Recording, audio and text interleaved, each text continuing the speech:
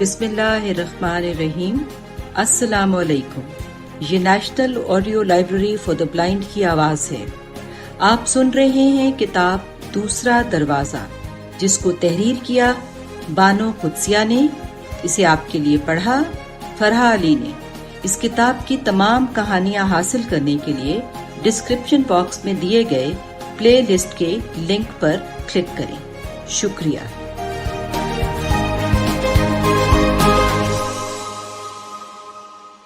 کہانی نمبر 9، بیٹے کا خط۔ یہ ضیاء الحق کے دور کی نہیں، بے نظیر کے پہلے دور حکومت کا بھی ذکر نہیں۔ نواز شریف کے وقت بھی ایسے نہیں ہوا۔ اندازہ ہے کہ صدام حسین کے کویت میں داخلے سے کچھ ہی دیر بعد یہ واقعہ ہوا ہوگا۔ گرمیوں کے دن تھے، ٹھنڈے کمرے میں دھلے فرش پر چارپائی ڈالے حاکم علی فل سپیڈ پنکھے میں آنند سے لیٹا تھا۔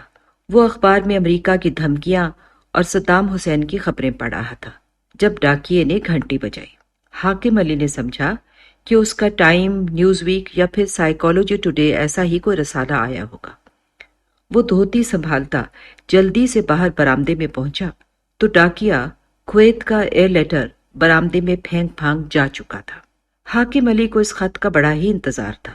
اس کا اکلوتا بیٹا مقیم علی اپنی بیوی بچوں سمیت پچھلے 12 سالوں سے کویت میں رہتا تھا، اور کبھی کبھی اسے خط لکھنے میں بہت ہی دیر ہو جاتی۔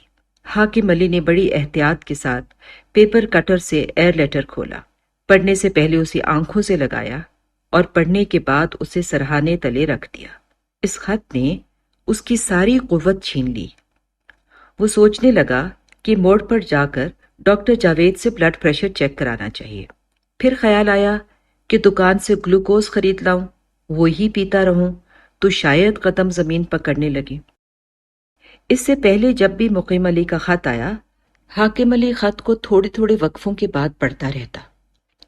کسی نو گرفتار عاشق کی طرح ہر مرتبہ خط پڑھنے کے بعد بیٹے کے لیے اشتیاق بڑھ جاتا۔ خط کوئی جیون بوٹی، ٹونک، طاقت کا ٹیکہ، امنگ، حوصلہ، نئی اسکیم کی مانند تھا کہ حاکم علی از سر نو نوجوان ہو جاتا۔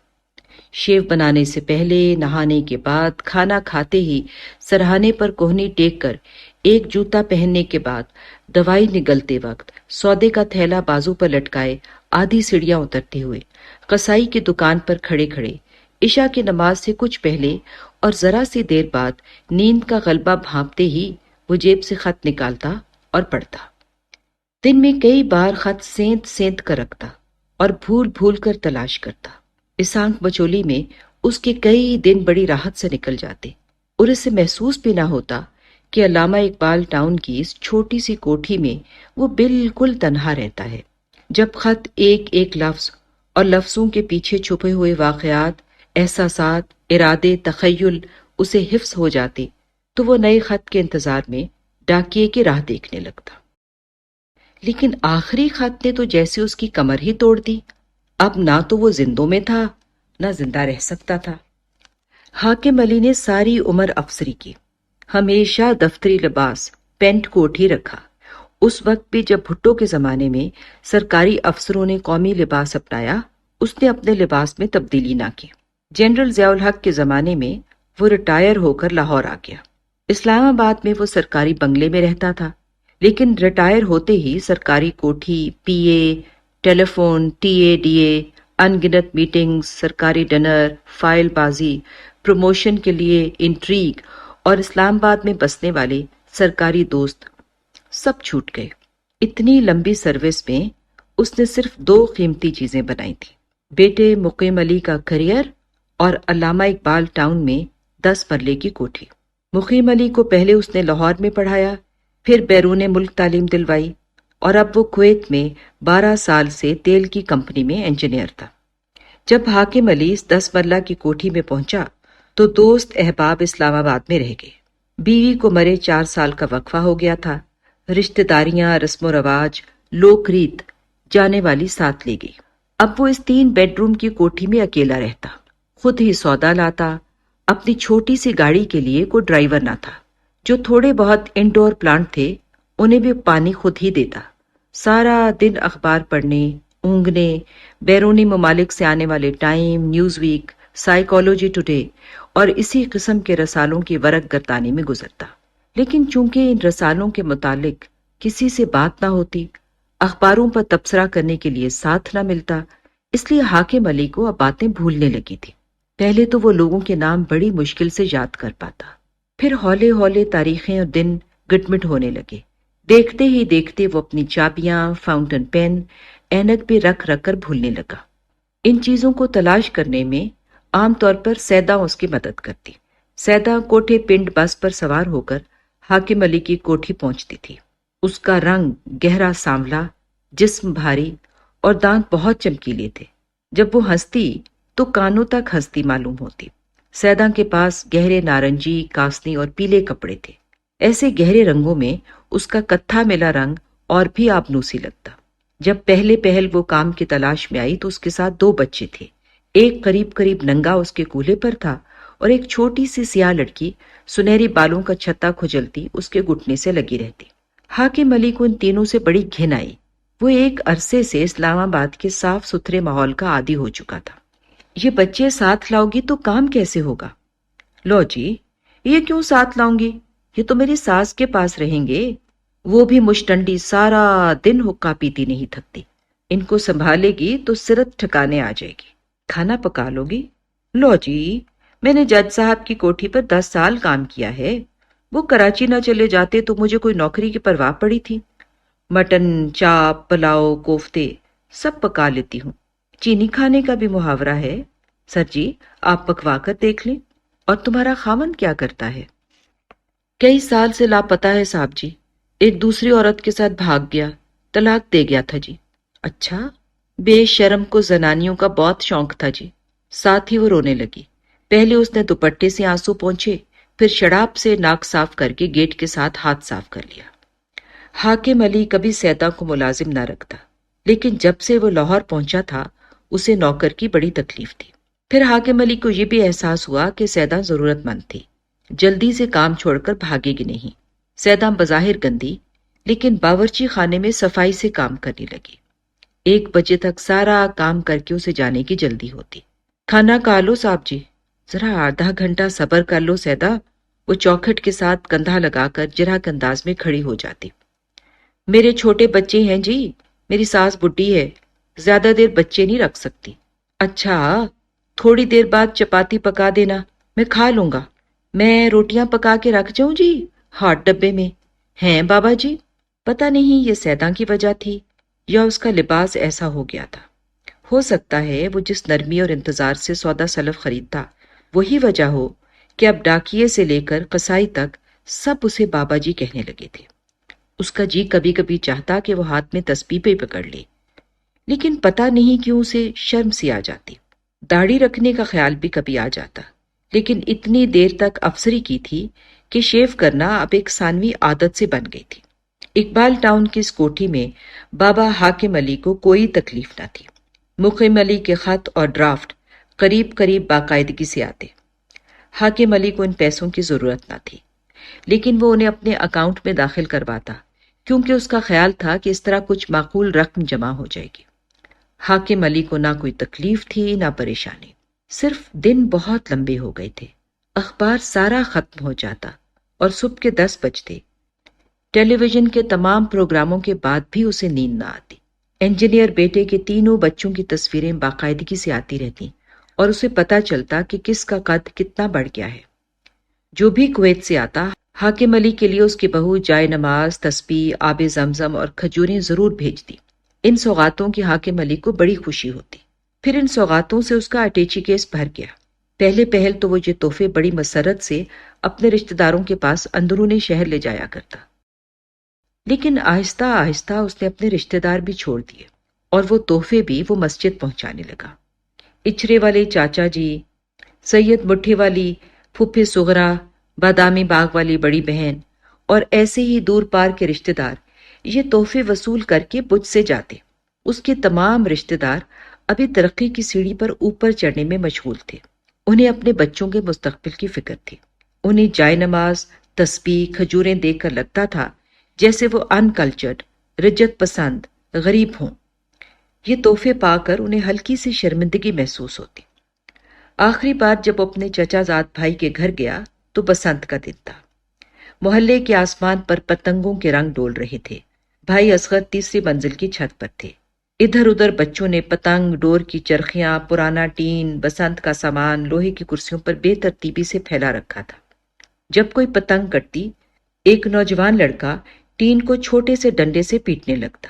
سارے میں بو کاٹا کی صدائیں بلند ہوتی اور کئی گھروں سے بکرے ملانے کی آوازیں آنے لگتی۔ بھائی اصغر چھوٹے سے تخت پوش پر بیٹھے بالٹے چھیل چھیل کر کھا رہے تھے۔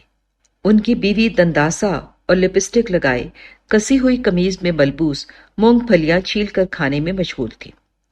حاکم علی کو معلوم نہ تھا کہ عام کمزور انسان خدا کو صرف اس وقت جانتا ہے جب اس کی خواہش کے سامنے کو روک آتی ہے۔ جب تک خواہشات پوری ہوتی رہتی ہیں، خدا اور خدا کی باتیں دخل در معقولات معلوم ہوتی ہیں۔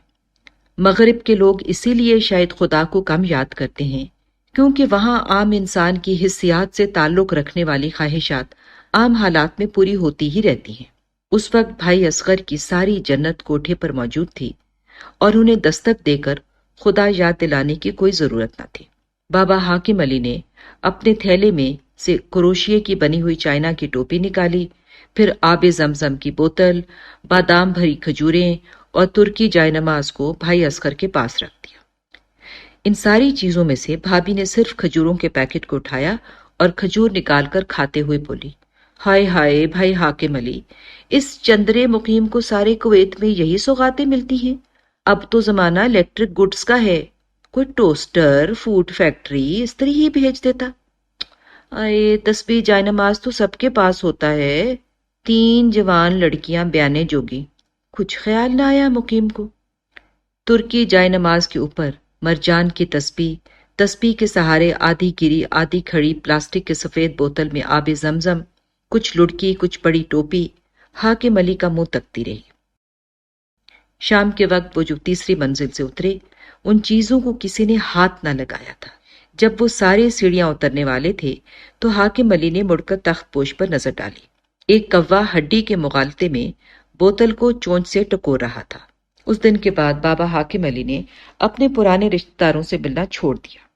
ویسے بھی بیوی کے بعد انہیں رشتے نبھانے کی اٹکل نہ رہی تھی۔ اب جب کویت کی سوغاتوں سے اٹیچی بھر جاتا تو وہ کچھ جائے نماز اور تسبیحیں مسجد چھوڑ آتا۔ لیکن رشتہ داروں سے پہلے اس نے ایک اور کوشش بھی کی تھی۔ یہ ان دونوں کی بات ہے جب حاکم علی میں ریٹائرمنٹ کے باوجود تھوڑی بہت افسری موجود تھی۔ گو اس نے شلوار قمیض اور دھوتی میں گھر سے باہر نکلنا شروع کر دیا تھا۔ ان دنوں اس کا دوست قیصر اسلام آباد سے ریٹائر ہو کر لاہور آیا۔ اس کی کوٹھی شکر پڑیاں کی جانب تھی اور ایک پختہ 2 منزلہ گھر سمن آباد میں تھا۔ ابھی حاکم علی کے 2-3 دوست لاہور میں وقتاً فوقتاً اسے ملتے رہتے تھے۔ قیصر کے آنے پر حاکم علی کو احساس ہوا کہ گویا ایک مستقل ٹھکانہ مل گیا جہاں وہ قریباً سارے ہی دوستوں سے مل سکتا ہے۔ ایک شام جب شہر میں بڑے جلوس نکل رہے تھے، وہ لمبے راستوں سے ہو کر قیصر کے گھر پہنچا۔ اس کے ساتھ 4 جائے نماز، کچھ خوبصورت جگمگاتی تسبیحیں، آب زمزم کی بوتلیں تھیں۔ قیصر کے گھر میں ایک لڑکا ٹیوب کے شراٹوں سے چھوٹے برآمدے کو دھونے میں مشغول تھا۔ بیٹا اندر اطلاع کر دو۔ بیٹے نے کوئی توجہ نہ دی۔ تخاطب نے بھی اسے نرم نہ کیا۔ تھوڑی دیر بریف کیس ہاتھ میں لیے کھڑے رہنے کے بعد پھر حاکم علی نے پوچھا، کیوں بھائی، قیصر صاحب موجود ہیں؟ لڑکے نے کچھ ایسے ٹیوب کا شراٹا چلایا کہ کچھ چھینٹے حاکم علی کی شلوار قمیض پر بھی پڑ گئے۔ ہاں جی، برج کھیل رہے ہیں بابا جی، آپ اپنا نام بتا دیں۔ لمحہ بھر کو حاکم علی نے مڑ کر اپنی فوکسی کار کی طرف دیکھا۔ وہ بابا جی کو کار میں تلاش کرنے لگا۔ جب لڑکا آرام سے پودوں کو پانی دے کر اندر گیا تو حاکم علی کو خیال آیا کہ وہ واپس چلا جائے، لیکن اسی وقت لڑکا آ گیا۔ انتظار کی ذلت کا وہ عادی نہ تھا، لیکن بریف کیس نے اسے تقویت دی اور وہ اندر چلا گیا۔ 4 مڈل ایج افسر صورت آدمی کمرے میں برج کھیل رہے تھے اور ایک چھوٹی سی بچی صوفے پر گھوک سوئی پڑی تھی۔ آئیے آئیے سر، آئیے، بڑے دنوں بعد خیال آیا آپ کو، ویلکم ویلکم۔ قیصر نے اپنی کرسی چھوڑے بغیر بڑے تپاک سے کہا اور بچی کے پاس بیٹھنے کا اشارہ بھی کیا۔ ابھی سر، بس یہ بازی ختم ہو جائے، پلیز سٹ ڈاؤن۔ حاکم علی نے بریف کیس صوفے کے پاس تپائی پر رکھا اور خود سوئی بچی کے پیروں والی سائڈ پر بیٹھ گیا۔ برج کی بازی خوب پھنسی ہوئی تھی اور وہ چاروں بڑے انہماک سے کھیل میں مشغول تھے۔ وہ چپ چاپ صوفے پر بیٹھا رہا۔ دیوار پہ لگی سرخ فریم والی گھڑی، ٹیلی ویژن پر پڑے ہوئے گلدان میں پلاسٹک کے پھول، مونا لیسا کی تصویر کا پرنٹ، مٹی سے اٹا ٹیپ ریکارڈر، فرش پر پڑا ہوا VCR، چھوٹی بچی کے ڈھیلے سرخ ربن۔ کئی بار حاکم علی نے کمرے کی کنسوٹی لی۔ ارد گرد کوئی چیز ایسی نہ تھی جو اس کے تحیر کا باعث بنتی۔ اچھا قیصر، میں چلتا ہوں، پھر آؤں گا۔ نہ نہ نہ جنا، آپ نہیں جا سکتے، ابھی چائے کا دور ہوگا۔ کرنل صاحب نے جیل روڈ سے چرغے منگوائے ہیں، میری وائف انتظام کر رہی ہے۔ آپ سر بالکل نہیں جا سکتے، آج تو ہم جشن منا رہے ہیں۔ کرنل صاحبہ کی محبوبہ امریکہ سے آ رہی ہیں، 20 سال پرانی محبوبہ۔ کرنل صاحب کا چقندر سا سرخ چہرہ اور لال ہو گیا۔ حاکم علی کو اپنے اندر موت کا سا سناٹا محسوس ہوا۔ یہ چاروں اس کے کچے پکے دوست تھے، لیکن وہ ان میں سے کسی کے ساتھ بھی خود کو ریلیٹ نہیں کر سکتا تھا۔ وہ کرکٹ کے کھیل کا 12واں کھلاڑی تھا جو پانی کا گلاس، دستانے، بیٹ یا تولیہ لے کر اندر گراؤنڈ میں تو جا سکتا ہے، لیکن گیم یا ٹیم کا حصہ نہیں بن سکتا۔ بڑی دیر تک وہ ان کھلاڑیوں کے قریب بیٹھا انہیں دیکھتا رہا۔ قیصر کے عین سامنے retired IG police Tahir Waheed بیٹھا تھا۔ اس پر حاکم علی کے چند دفتری احسانات تھے، لیکن اس وقت وہ پہلے سے بھی زیادہ احسان فراموش دمبے کی طرح پلا ہوا اور پولیس کا شکرا لگ رہا تھا۔ چقندر سا لال کرنل بہت اونچا کہکا لگا کر اتنی دیر تک ہنستا رہتا کہ ٹیلی ویژن پر پڑے نقلی پھولوں کا رنگ اور بھی فخ ہو جاتا۔ کرنل چندھائی آنکھوں، سفید بالوں اور تنگ بتلون کے باوجود جھرنے کی طرح زندگی سے بھرا تھا۔ کرنل صاحب کے سامنے اختر صاحب بیٹھے تھے۔ قیصر نے اپنے ٹویوٹا کرولا انہی کے شو روم پر رکھ کر بکوائی تھی۔ اختر صاحب کاروں کا بزنس کرتے تھے، ان کا شو روم بہت بڑا تھا۔ کچھ لوگوں کا خیال تھا کہ اختر صاحب کے بیٹوں نے سارا بزنس ہتھیا کر انہیں شو روم میں آنے سے بھی منع کر دیا ہے، اور اسی لیے وہ قیصر صاحب کے گھر صبح وارد ہو جاتے ہیں۔ اختر صاحب کا ریاکشن ٹائم سب سے سست تھا۔ وہ پتا چننے، پھینکنے، سر اٹھانے میں بڑی دیر لگاتے، لیکن اس دوران وہ امریکہ کی کرسٹینا، لاہور کی گلنار بائی، کراچی کی بلیک بیوٹی، بیروت کی محاسن اور ایسے ہی کئی اور قصے اتنی لپٹ سے سناتے کہ باقی تینوں کھلاڑی چسکے کے ساتھ سی کرنے لگتے۔ بڑی دیر تک برج کی بازیاں چلتی رہیں۔ حاکم علی 2-3 بار اونگ کر چوکنا ہو گیا۔ بچی جاگ کر اندر چلی گئی۔ اس دوران ان کھلاڑیوں نے جی بھر کر زمینوں، کوٹھیوں اور عورتوں کی باتیں کی۔ ان کا آپس میں کوئی پردہ نہ تھا۔ وہ چاروں عمر کے ایسے حصے میں پہنچ چکے تھے جب ہر مزیدار چسکے کی چیز منع ہو جاتی ہے۔ انہیں اپنے اپنے ڈاکٹر نے گھی، چینی اور کاربوہائیڈریٹ کھانے سے منع کر دیا تھا۔ اسی طرح عورت بھی ان کے لیے blood pressure, heart attack, tension, family break point کا باعث ہو سکتی تھی۔ منع کے باوجود ان کی ساری لذت جسم سے سمٹ کر ذہن میں گھس گئی تھی، اور اب وہ چاروں اللہ کے بنائے ہوئے اس کھوکھلے جسم سے ذہنی طور پر بہت محسوس ہو رہے تھے۔ طاہر وحید کے پاس جنسی لطیفوں کی پوری ڈکشنری تھی۔ ہر بار جب وہ لطیفہ سناتے تو شو روم والے اختر صاحب کے ہاتھ سے پتے چھوٹ جاتے، اور پھر وہ بڑی دیر تک اپنی گود، کرسی تلے اور پھولدار قالین سے پتے چننے میں صرف کرتے۔ جب عورت کا ٹاپک مندہ پڑنے لگتا تو کرنل صاحب جاگنگ اور دوائیوں کا ٹاپک شروع کر دیتے۔ سیر کے لیے جو بھی لوازمات، شرائط اور اصول ضروری ہیں ان پر تبادلہ خیال ہونے لگتا۔ یہ چاروں ہرس، ایمبیشن، احساس اور جوش پر زندہ تھے۔ کافی دیر ہوئی، حاکم علی نے ان سہاروں کے ساتھ جینا چھوڑ دیا تھا۔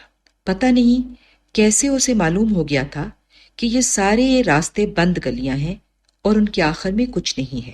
حاکم علی ان کے پاس مکھی کی طرح ہاتھ ملتا بیٹھا رہا۔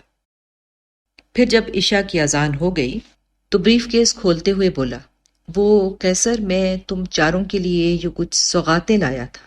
ویری گڈ، ویری گڈ، بس یہ بازی ختم ہو جائے تو ہم اسی پر عشاء کی نماز پڑھیں گے۔ مجھے تو واقعی اس کی بڑی ضرورت تھی۔ لیکن قیصر نے جائے نماز کی طرف دیکھنے کی بھی کوشش نہ کی۔ وہ مقیم علی لاہور نہیں آتا، بس جائے نمازوں پر بھٹے کو ترخا دیتا ہے، کرنل بولا۔ چاروں نے اونچا قہقہا لگایا۔ آیا تھا پچھلے مہینے ہفتے کے لیے، اس کا کام ایسا ہے، ریفائنری میں انجینئر ہے، لمبی چھٹی نہیں ملتی۔ بہو آ کر رونق لگاتی ہوگی بچوں سمیت؟ ہاں، آئی تھی مقیم کے ساتھ، بلکہ میں گیا تھا پچھلے دنوں کویت۔ حاکم علی کو اچھی طرح یاد نہیں تھا کہ بہو سلیمہ آخری بار کب آئی تھی۔ اس نے لجاجت سے سوغاتیں صوفے پر رکھی اور اٹھنے لگا تو قیصر نے آخری بار کہا، سر یہ آخری بازی ہے، اس کے بعد ڈنر ہے، آپ رک جائیں۔ نہیں، میں جلد سونے کا عادی ہوں، چلیے میں آپ کو چھوڑ آؤں۔ نہیں نہیں، میں چلا جاؤں گا، پلیز کیری آن۔ ان چاروں نے ان مانے جی سے اپنی اپنی کرسی سے انچ بھر اوپر ہو کر اسے شب بخیر کہا، اور ابھی وہ دروازے تک نہ پہنچا تھا کہ چھوٹی بچی دودھ کی بوتل اٹھائے آئی اور سوغاتوں کے ڈھیر پر ٹانگیں رکھ کر دودھ پینے میں مشغول ہو گئی۔ اس شام کے بعد حاکم علی اپنے دوستوں سے بھی بچھڑ گیا۔ اسی زمانے میں حاکم علی نے لباس بدلا، پرانی سوچ کو کھونٹی سے لٹکایا، خود سودا سلف لانے لگا۔ اب وہ عصر کے وقت مسجد چلا جاتا اور عشاء کے بعد لوٹتا۔ اکنامکس اور پالیٹکس کی کچھ کتابیں ریڈنگ ڈیسک سے اٹھا کر اس نے وہاں دینی کتابیں سجا لی تھی۔ سونے سے پہلے وہ ٹیپ ریکارڈر پر کوئی قوالی سن کر رنجیدہ سا سو جاتا۔ اسے لگتا بھجن بن اس نے ساری ہیرا سے زندگی گنوا دی ہے، لیکن ایک بات میں فرق نہ آیا۔ وہ ضیاء الحق کے زمانے میں بھی مقیم علی کے خط کا انتظار کرتا تھا۔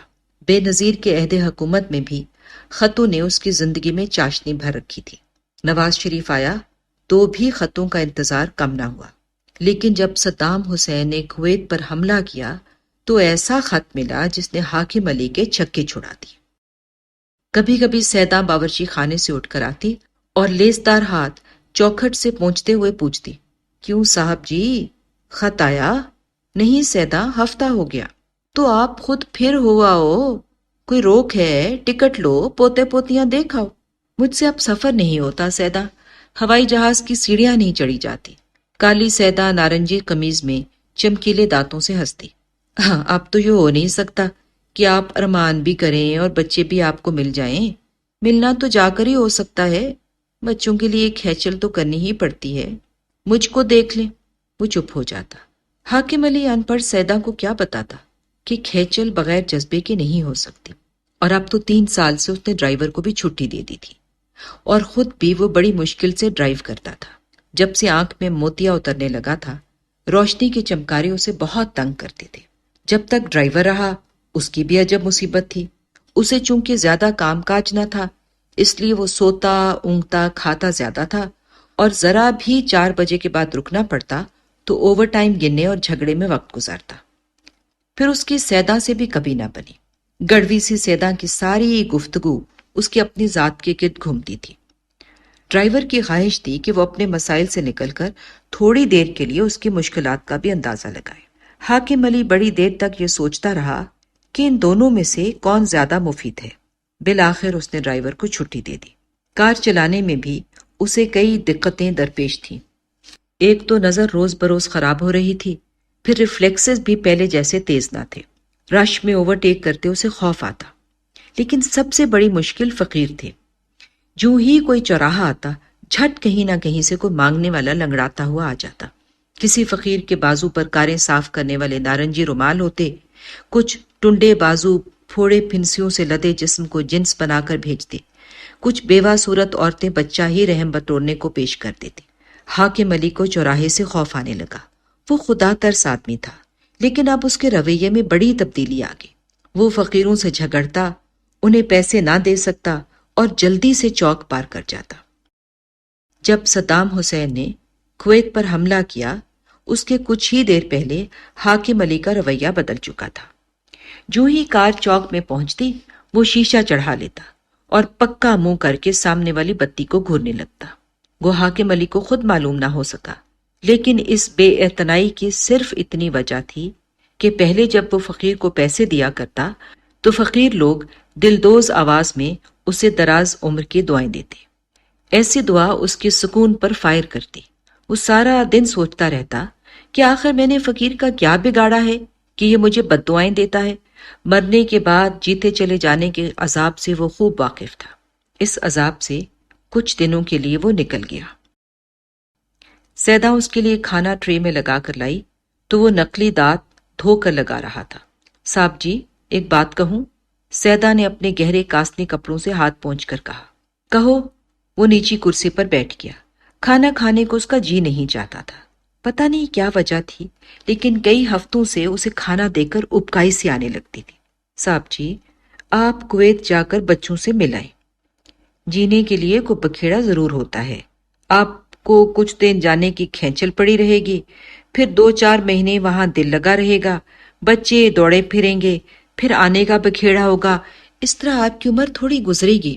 آپ تو سارا دن یوں پڑے رہتے ہیں جیسے کوئی قبر میں سوتا ہے. کوئی مصیبت ہو، مسئلہ ہو، وقت شپا شپ گزر جائے. اور حاکم علی نے ہفتے بعد ایک مستقل مسئلہ پال لیا. اس وقت حاکم علی کے وہم میں بھی یہ نہیں تھا کہ کبھی مقیم علی کا ایسا خط بھی آ سکتا ہے. مقیم علی اور اس کا خاندان تو چھوٹی چھوٹی وزٹ پر پاکستان آیا کرتے تھے. صدر ضیاء کے عہد میں وہ صرف 2 بار آیا. بے نظیر کے زمانے میں اس نے 3 دن باپ کے ساتھ گزارے. نواز شریف نے جب انان حکومت سنبھالی تو وہ 4 بار آیا، لیکن کبھی ایک رات سے زیادہ نہ ٹھہرا. صدام حسین نے جب کویت پر حملہ کیا تو مقیم علی نے واپس آنے کا فیصلہ کر لیا. اس سے پہلے جب بھی حاکم علی کو اپنے بیٹے کا خط ملتا تو وہ اسے وقفے کے ساتھ پڑھتا، آنکھوں سے لگاتا. خط اسے از سر نو زندگی بخشتا. لیکن یہ خط تو واقعہ تھا، حادثہ تھا، اس کی موت تھی. اس نے خط کھول کر پھر پڑھنا چاہا، لیکن اس کی نبض تیز چلنے لگی. جی میں آئی کہ ڈاکٹر جاوید کے پاس جا کر بلڈ پریشر چیک کرا لے، پر اس نے خط کو سرہانے تلے رکھا اور سیدہ کو آواز دی، گلاس میں گلوکوز لے کر آ. سیدہ بڑی دیر بعد گلوکوز کا گلاس لے کر برآمد ہوئی. ہائے ہائے، اتنی اونچی آواز میں کیوں بول رہے ہیں؟ لے خط پڑھ لے. لیکن تو کیا پڑھے گی؟ ہاں ہاں، دے مجھے تانا ان پڑھ ہونے کا. مقیم علی آ رہا ہے، بیوی بچوں سمیت، حاکم علی نے کہا. تو پھر کیا؟ میں 2-4 دن کے لیے رات کو گھر چلی جاؤں گی. بے وقوف، وہ پکا آ رہا ہے. صدام حسین نے کویت پر حملہ کر دیا ہے. غیر ملکی گھروں کو واپس آ رہے ہیں، پکے. سیدہ کو صرف اتنی بات سمجھ آئی کہ مقیم علی اپنے گھر واپس آ رہا ہے اور اسے اپنے گھر سے جانا پڑے گا. وجہ تک وہ نہ پہنچ سکی. بڑی دیر تک اس کے چمکیلے دانت منہ میں بند رہے. تو پھر کون سا ایسا مسئلہ ہے؟ آپ اسے سچ سچ بتا دینا کہ آپ نے میرے سے نکاح کر لیا ہے. ان کو تو کوئی پرواہ ہی نہیں تھی کہ کیسے بڈھے کو تنہائی کا روگ کھا گیا. سیدہ کھی کھی کر کے ہنسنے لگی. ابھی وہ جوان تھی اور بازو اوپر کر کے زندگی سے لڑ سکتی تھی. حاکم علی نے سرہانے پر سر رکھ لیا. سرہانے کے نیچے وہی خط تھا جس کا اسے کئی مہینوں سے انتظار تھا. حاکم علی سوچ رہا تھا کہ کیا کبھی بیٹے کا خط بھی اتنا شفاف ہو سکتا ہے؟ یہ چھوٹا سا خط تو ٹینکوں کی چڑھائی سے بھی بڑھ گیا.